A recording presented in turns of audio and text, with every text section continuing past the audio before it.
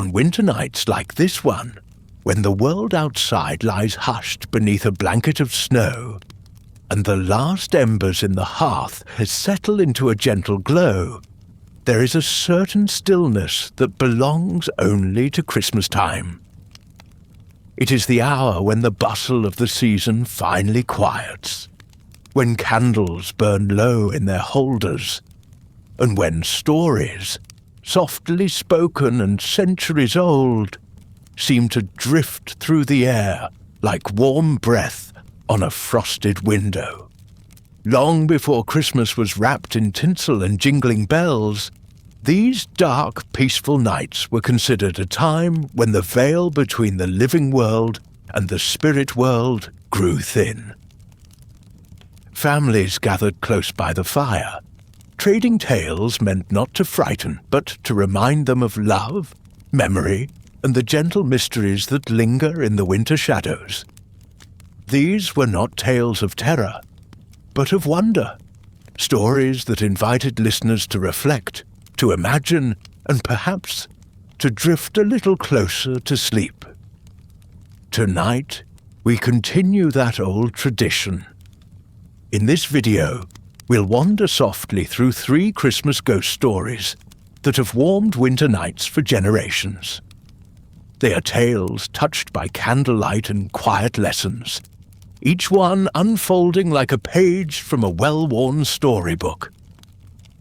First, we'll visit a snowy churchyard, where an ill-tempered gravedigger learns a lesson in kindness from a chorus of mischievous goblins.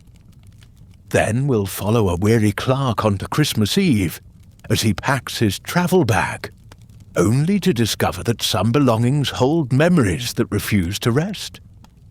And finally, we'll step into a grand old house where guests play a simple holiday game in the dark, a game where one extra player may be listening quietly nearby. None of these stories are meant to startle you awake. Instead, they rise and fall like a lullaby, whispers from another time, gently guiding you into the soft comfort of a winter night. So settle in, let the blankets rest a little heavier, let the glow of the screen become your hearth fire for the evening, and wherever in the world you're listening from, thank you for ending your day here, in this quiet corner of holiday history. Now, take a deep breath, let your mind grow still, and let us begin our first story. Story 1. The story of the goblins who stole a sexton. On the edge of a small snow-covered town, one of those old English places where chimneys lean slightly with age, and every lane feels like a memory, there lived a man named Gabriel Grub. He was the sexton of the local church, a keeper of keys and caretaker of the cemetery that stretched behind the old stone walls. And though Christmas Eve had settled softly over the town, filling windows with warm lamplight and the distant sound of carols, Gabriel felt none of the season's gentleness. He trudged through the deepening snow with his lantern held low, its light flickering across his worn boots. The sky above him was a pale winter blue fading into night, and the scent of chimney smoke drifted across the fields. Inside the houses he passed, he could hear the laughter of families preparing for Christmas morning. But Gabriel only pulled his coat tighter and muttered that Christmas was made for other people, not for him. It wasn't that Gabriel had never known warmth, only that he had grown used to the quiet company of shadows. His work was lonely, and somewhere along the way, loneliness had hardened into bitterness. The town children whispered that Gabriel Grub smiled only once a year, and even then, only by accident. This Christmas Eve, his task was to complete the digging of a grave before the morning service. As he stepped through the iron gate of the churchyard, snowflakes brushed against his lantern glass, melting into tiny droplets that sparkled like stars. Despite himself, Gabriel paused for a moment. The world was beautiful, still and white, the church tower rising peacefully overhead. But the beauty tugged at feelings he had long buried. So he shook them off and made his way to the half-dug grave near the far wall. He set his lantern on a stone marker and began to work. The rhythm of the spade in the soft earth echoed through the quiet night. Occasionally, he stopped to warm his hands and listen. Far beyond the graveyard walls, a group of carolers sang a gentle hymn. Their voices floated through the cold air like warm breath. Gabriel sniffed dismissively, but the melody lingered, soft and persistent. As he worked, a faint sound like a muffled chuckle seemed to drift across the headstones. Gabriel paused, leaning on his spade. "Who's there?" he called, but his voice sounded small beneath the vast winter sky. Only silence answered him. He shook his head and returned to digging. But moments later, the chuckle came again, closer this time, as though someone were watching him from behind a nearby monument. Gabriel straightened slowly, lantern light glowing against the dark stones. The graveyard felt different now, as though the very air were holding its breath. "It's only the wind," he muttered, though the night was calm. Then, quite suddenly, a small voice, high and musical, spoke from just behind him. "What a snug and cheerful place for a Christmas Eve stroll!" Gabriel jumped, spinning around. And there, perched on the edge of a tombstone, was a creature no taller than a child, dressed in ragged bits of winter clothing, its face sharp and mischievous, its eyes glowing like embers. A goblin.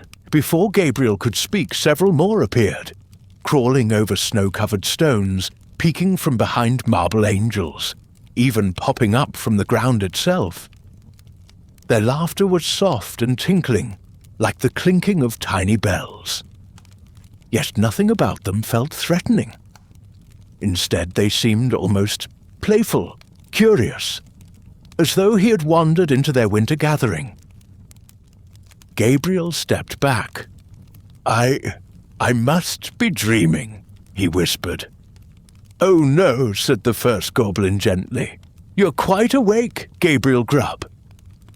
Hearing his name spoken by such a strange little visitor startled him more than the creatures themselves. "What do you want with me?" The goblin leader hopped down from the stone, landing lightly on the snow. "Why, we've come to take you on a Christmas journey. You spend so much time among the quiet and the cold. We thought you might have forgotten the warmth that lives in the world." More goblins giggled softly.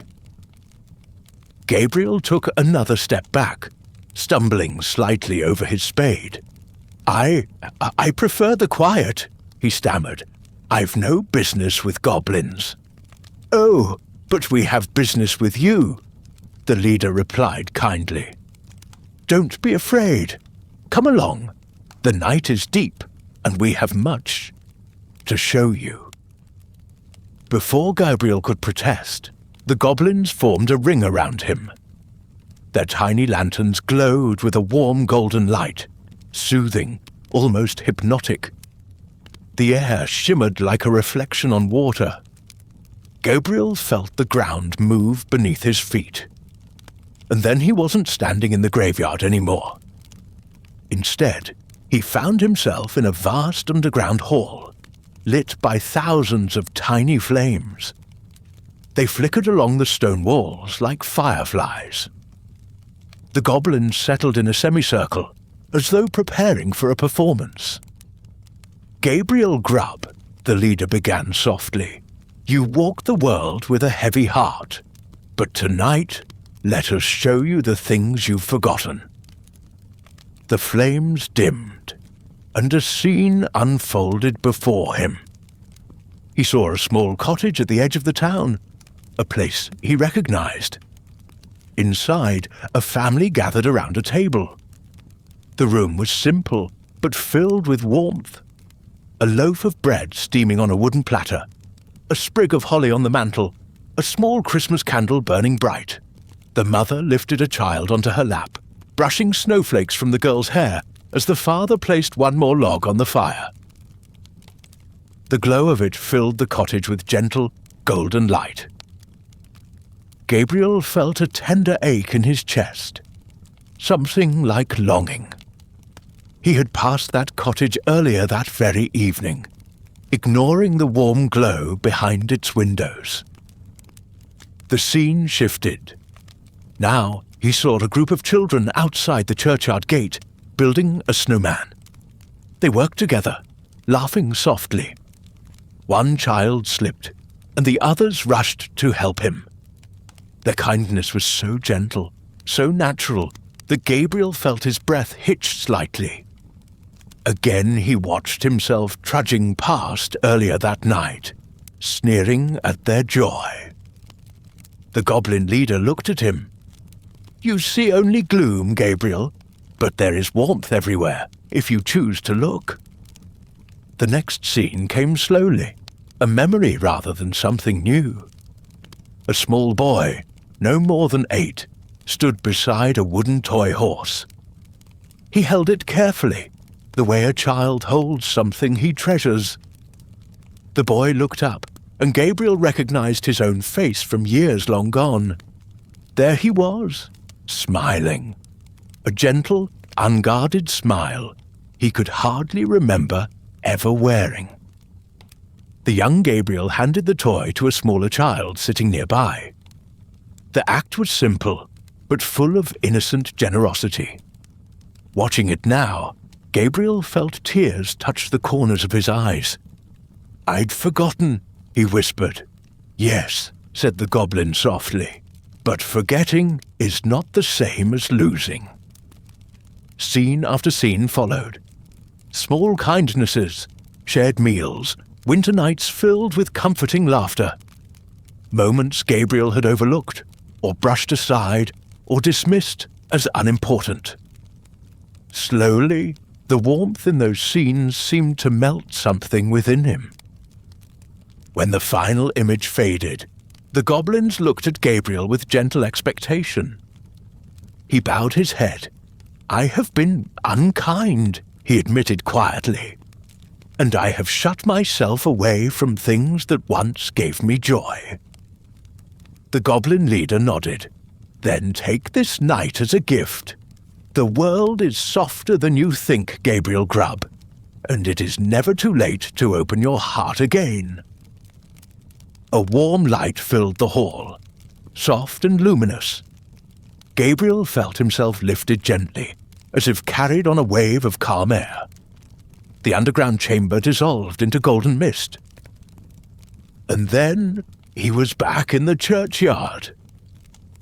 The sky was beginning to brighten with the first pale hint of Christmas morning. Snowflakes drifted lazily around him. His lantern still glowed beside the half-dug grave, just where he'd left it. But something in him had changed. The quiet bitterness he had carried for so long felt lighter, as though it had slipped from his shoulders and settled softly into the snow. He breathed in the cold morning air, and for the first time in years, he felt a small, genuine warmth bloom in his chest. Later that day, the townspeople noticed that Gabriel Grub seemed different. He spoke more gently. He smiled, truly smiled, when children wished him a Merry Christmas. And though he continued his work in the churchyard, he carried with him a sense of peace that never quite left him. Some said it was the magic of Christmas.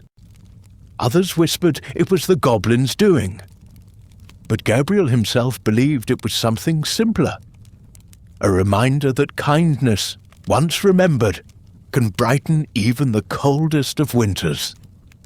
And from that Christmas forward, he greeted each snowy night with a quiet gratitude and an open heart. Story 2. The Kit Bag. Christmas Eve in London has a particular quietness to it, especially in those hours after dusk, when most of the city has already hurried home to warm roasts, candlelit tables, and soft gatherings of family. The fog thickens, the lamps glow faintly in golden halos, and footsteps on the street seem to drift rather than tread. It was on such an evening that Mr. Johnson, a young clerk in a solicitor's office, finally pushed away his piles of papers and let out the kind of sigh that comes only from finishing a very long, very heavy month. For weeks he had assisted in preparing evidence for a dreadful murder trial, one that had left him weary in body and spirit. Though justice had been done and the accused man found guilty, the details of the case seemed to cling to Johnson like the lingering scent of old tobacco in a coat. He longed for a break, for a fire, for Christmas. And so, with his work concluded, he made ready to leave the city for a quiet holiday in the countryside. All he needed to do was finish packing. His small flat on the top floor of an old London townhouse was unusually still that night. The neighbours below had already departed for their holiday travels, leaving the stairwell silent. The building felt hollow, as if holding its breath. But Johnson was too tired to pay much mind to the atmosphere. He only wanted rest. He lit a single lamp, its warm circle of light spilling over the modest room. Then he turned to the only piece of luggage he owned, a large, heavy canvas kit bag that sat in the corner like a loyal but worn companion. It had recently come into his possession after the office cleaned out the belongings of the condemned murderer. No one else wanted it. Johnson, in a moment of frugality, accepted it, thinking only of its sturdy leather straps and cavernous interior. Yet tonight, as he tugged it toward the lamplight, he noticed a faint, unfamiliar scent, like cold stone and damp earth. He loosened the buckles. The bag sagged open, heavy with nothing but shadow. "It's just a bag," he murmured. But even in the gentle quiet of the room, his voice sounded too loud. He began folding his clothes, his warm woolen scarf, his thick socks, his simple shirts. He set them inside neatly. But as he worked, he felt something curious, as though the bag resisted every time he reached in, its canvas sides seeming to cling faintly to his hands. It was nothing, he assured himself. He was tired. Exhaustion makes even ordinary things behave strangely. Still, when he leaned closer, the faint scent of cold stone grew stronger. When he'd lifted the lamp to peer inside, the bottom of the bag seemed impossibly dark. Darker than a bag should logically be. The light didn't quite touch it. He frowned softly, tilting his head. "There's nothing there," he whispered, more gently this time, as if speaking to a nervous child. But then came a sound. A small, soft rustle. Johnson froze. The building was empty. Completely empty. He held his breath and listened again.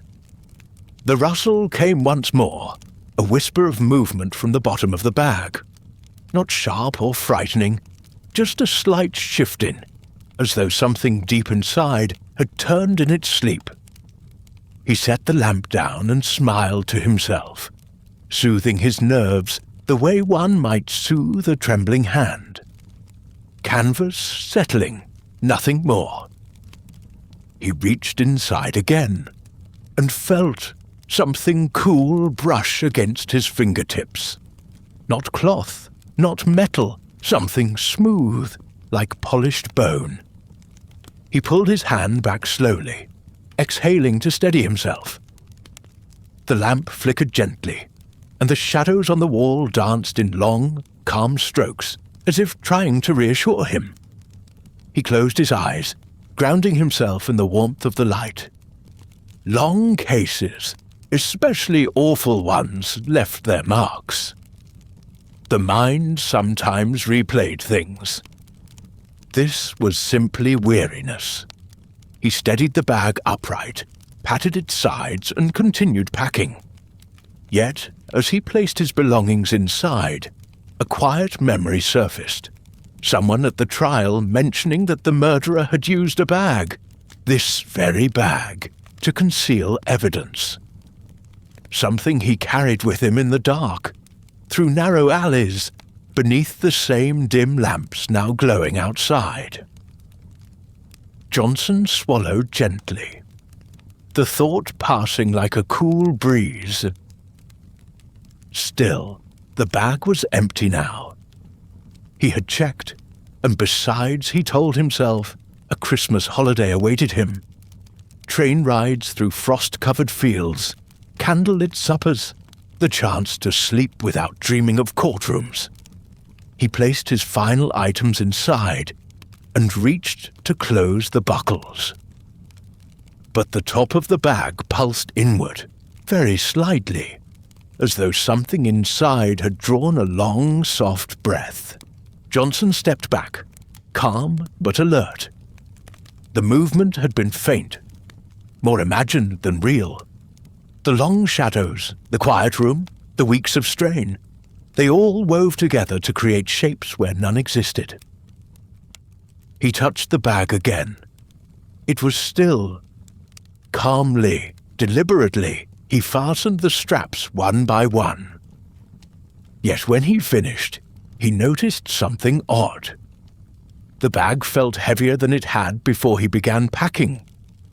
Much heavier than the small amount of clothing he'd placed in it should account for. He leaned closer and whispered, "What are you holding on to?" The bag, of course, did not answer. But as he carried it to the door, he felt a gentle tremor pass through it. Not violent, not alarming, just a tiny shift, the way a sleeping pet might adjust itself in its blanket. He set it down in the hallway, drew on his overcoat, and returned to lift the bag again. This time it felt heavier still, as though someone, or something, had quietly settled into it while his back was turned. Johnson exhaled softly. The empty building around him creaked with winter's chill. The gas lamp flickered behind him, stretching its warm glow across the floor in a golden ribbon. Everything felt peaceful, still, and yet the heaviness of the bag pressed a question into his mind that refused to fully form. He opened the front door, letting in a draught of crisp night air. Snowflakes drifted softly from the dark sky, carrying the gentle hush of Christmas Eve. He stepped outside, the bag in hand. But just as he closed the door, he heard it again. That faint, unmistakable rustle from within the canvas. He paused, held the bag lightly, listened. The sound came once more, like a slow shift, the sigh of something settling deeper into shadow. He whispered, almost fondly, "Whatever has been carried in you, let it rest now." And as though in answer, the bag grew still. He walked through the quiet London streets, lamplight glinting off the brass fittings. Snow softened every footstep. The weight of the bag eased with each block, becoming more manageable, more ordinary, as though the wintry air drew out whatever had lingered inside. By the time he reached the station, the bag felt perfectly normal, as though nothing strange had ever happened. Later, when he finally arrived at the home of his friends in the countryside, he opened the bag to unpack. His clothing lay neatly inside, but beneath them, tucked in a small recessed pocket he had not noticed before, Johnson discovered a single folded scrap of paper. Yellowed, soft around the edges. On it, in hurried handwriting, was a name. The name of the victim from the trial. Nothing more. But the pocket itself felt warm to the touch. Johnson folded the paper gently and closed the bag. From that night onward, he never again felt anything unusual about it. No shifting shadows, no quiet breaths. The heaviness, whatever its cause, seemed to have lifted forever. Yet every Christmas Eve, as he prepared for his holiday travels, he found himself setting a hand on the old kit bag and speaking softly into its canvas folds. "Rest now." And the bag, quiet as the winter night, seemed always to listen. Story 3. Smei. There are certain houses that seem made for winter gatherings, places with deep timbered hallways, soft rugs that swallow footsteps, and tall windows that catch the glow of lanterns and Christmas trees. The sort of home where laughter lingers well after conversation fades, and where the air feels warmer simply because people have filled it with companionship. It was to such a house that our narrator, an unassuming gentleman spending the holidays away from home, found himself invited one Christmas many years ago. The countryside was quiet beneath drifting snow, and the evening sky shimmered with the faintest silver-blue light as he arrived. Inside, the warmth greeted him instantly. A crackling fire, evergreen garlands draped over stair rails, candles flickering in recessed alcoves. A sense of comfort settled over him, the kind that invites a person to breathe a little deeper. There were perhaps a dozen guests altogether, most of them young, friends of the family's daughter who had organized the house party. They were cheerful, polite, eager for games and stories. After supper, as often happens on such long winter evenings, someone suggested they play a parlour game. Not charades, nor blind man's buff, nor anything rowdy. No, the daughter proposed a game she had learned from a school friend, a game called Smei. "It's like hide-and-seek," she explained as they gathered in the lamplit drawing room, "but with a twist, very old-fashioned, perfect for Christmas." The narrator listened, smiling at their enthusiasm. He was older than most of the group and not usually drawn to party games, but he found himself curious. The rules sounded simple enough. One person is chosen as Smei and hides somewhere in the darkened house. The others search. When you find Smei, you must quietly join them in hiding until everyone has discovered the spot. The last seeker becomes Smei for the next round. But, she added with a playful raise of her brow, there's a trick. Smei doesn't announce themselves. You have to ask. When you think you've found them, you must say, "Is it you, Smei?" And the person must answer.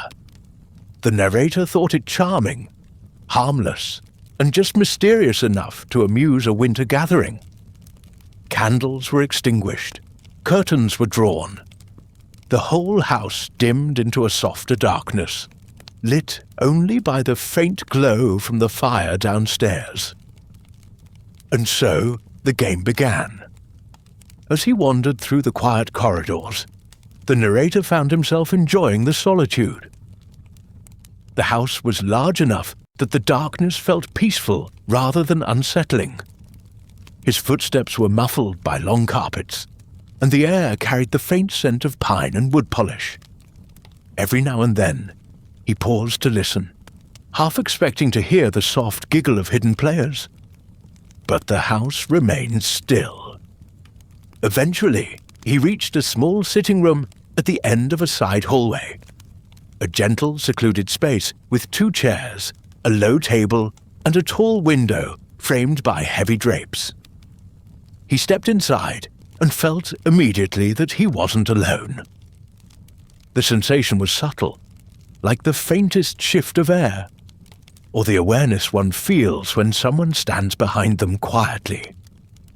His eyes adjusted, and there, sitting on the floor beside the far chair, was a figure, small, motionless. A young girl, perhaps 13 or 14, wearing what looked like a simple dress. She had her knees drawn up and her hands folded in her lap, her face turned slightly downward, as though she were shy. The narrator felt a gentle smile rise. Someone had chosen a clever hiding spot. He approached softly and whispered, "Is it you, Smei?" The girl gave a small nod, silent but unmistakable. "Mind if I sit with you?" he murmured. She did not speak, but she shifted just slightly, making room beside her on the carpet.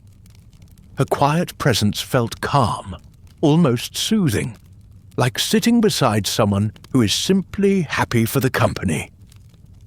He settled there beside her, folding his hands loosely, listening to the muffled sounds of distant footsteps and soft laughter as other guests continued their search. Time passed pleasantly. Occasionally he glanced toward the girl, wondering whose daughter or cousin she might be. She seemed so still, so serene, as if content simply to exist in the soft winter shadows. At last, footsteps approached the doorway. "Is it you, Smei?" whispered a voice. A young man. The narrator replied in a whisper, "Yes." "Oh, found you," the boy chuckled. "And who's that with you?" Before the narrator could answer, the young man stepped further into the room and frowned. "Wait," he whispered, "is anyone else here?" The narrator gestured gently to the girl beside him. "Well, yes. She was here first." The boy tilted his head in confusion. "No one's in here but you." The narrator blinked, then turned to his side. The spot beside him was empty. The girl, so quiet, so still, had vanished without a sound. He wasn't frightened exactly. Not in that moment. More puzzled than anything else. Perhaps she had slipped away when he turned his head. Perhaps she'd been hiding behind the chair, now that his eyes were fully adapted to the room. The narrator brushed it off politely and rejoined the group in the drawing room as the game ended.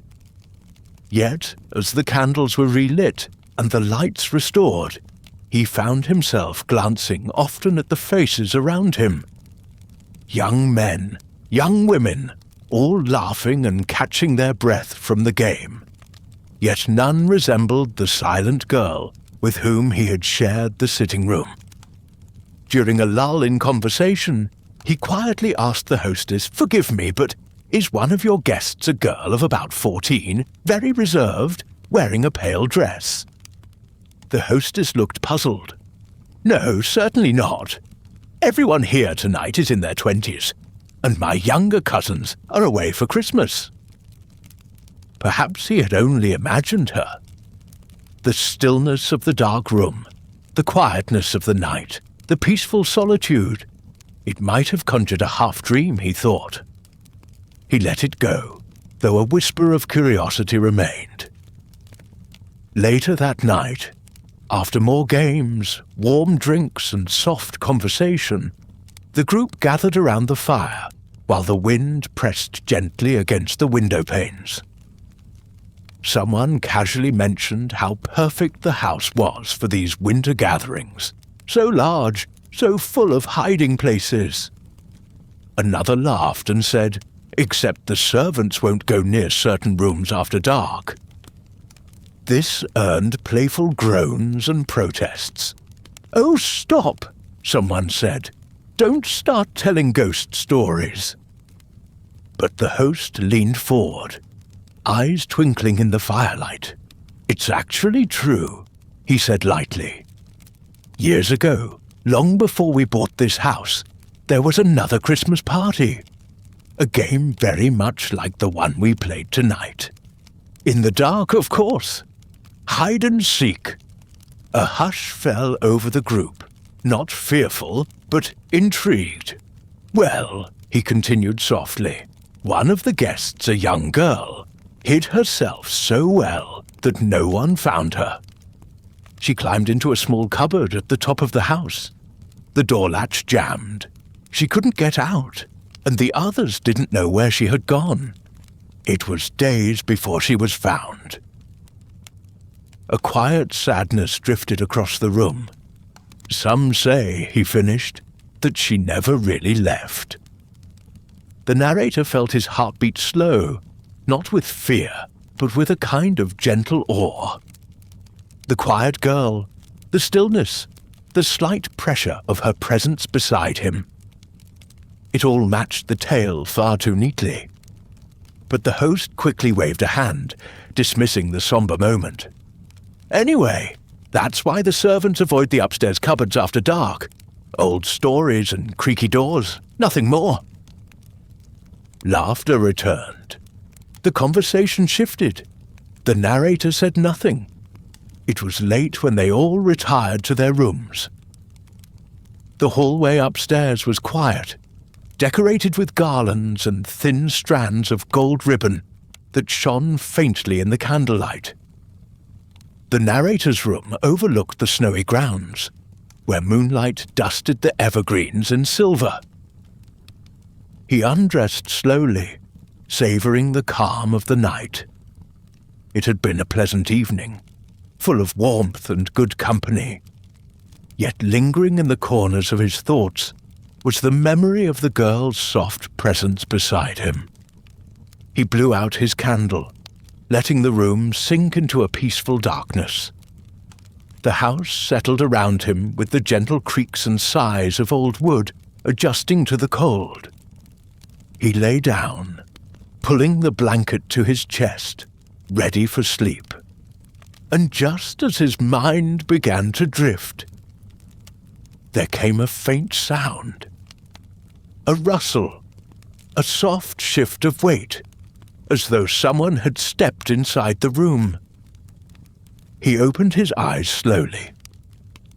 The darkness was not frightening, only deep, warm, and quiet. But in the moonlight filtering through the curtains, he thought he saw the outline of someone small and still, standing near the foot of the bed. A calm presence, patient, quiet. And then the softest touch, a small, gentle hand sliding into his, the way a child might reach out for reassurance in the night. No voice spoke, no figure moved. The hand was warm, not cold, comforting even. He did not pull away. Instead, he let his eyes close again, breathing slowly, peacefully, as the house settled deeper into its winter slumber. Perhaps, he thought, some spirits do not wander to frighten or disturb. Perhaps some linger simply to be near the living warmth that reminds them of Christmas. And as he drifted softly into dreams, he felt the presence fade, not vanishing abruptly, but dissolving like mist in morning sunlight. The next day he said nothing to the others. But every Christmas thereafter, when the nights grew long and the wind brushed gently against the window, he would pause and wonder whether somewhere, in some quiet home, that gentle spirit still played her Christmas game. As our final story fades into the quiet, and the winter night settles once more around us, take a moment to notice how still the world has become. Outside, the snow may be resting softly on rooftops, or maybe the wind is brushing gently against your window. Wherever you are, this peaceful hour belongs entirely to you. Christmas ghost stories have always lived in this kind of silence. Not the silence of fear, but the silence of reflection. The kind that invites us to sit back, breathe deeply, and let our thoughts drift like snowflakes through the air. Tonight, we visited 3 such tales. Ghostly, yes, but touched more by candlelight and memory than anything meant to startle or frighten. We began with Gabriel Grub, the old gravedigger who learned, under the watchful eyes of Christmas goblins, that warmth of heart shines brighter than any lantern in a frozen churchyard. His story reminds us that even the coldest spirit can thaw, given a glimpse of joy and kindness. Then we slipped quietly into a dim London apartment, where a simple travel bag carried echoes of a darker past. Whether it was guilt or something more that stirred in its worn canvas folds, the kit bag whispered to us about the weight we carry, how memories cling to objects, and how sometimes letting go is its own kind of peace. Finally, we wandered through the quiet hallways of a great house at Christmas time, where the softest touch of a forgotten guest lingered just long enough to remind us that some stories continue long after their tellers are gone. The game of Smei may have ended, but its gentle shiver remains, just a brush of winter air in the dark. Now, as your own night draws to a close, let these stories settle gently in your mind. Allow the warmth of the season to carry you into rest. Christmas has always been a time of light and darkness, a moment in the year when even ghost stories feel like old friends sitting beside the hearth. If your eyes are growing heavy, let them close. If you're still awake, simply breathe with the soft rhythm of the night, and know that you are welcome here by this quiet fire any time. From all of us at Holiday History, sleep well, stay warm, and may your Christmas be full of peace, wonder, and gentle dreams.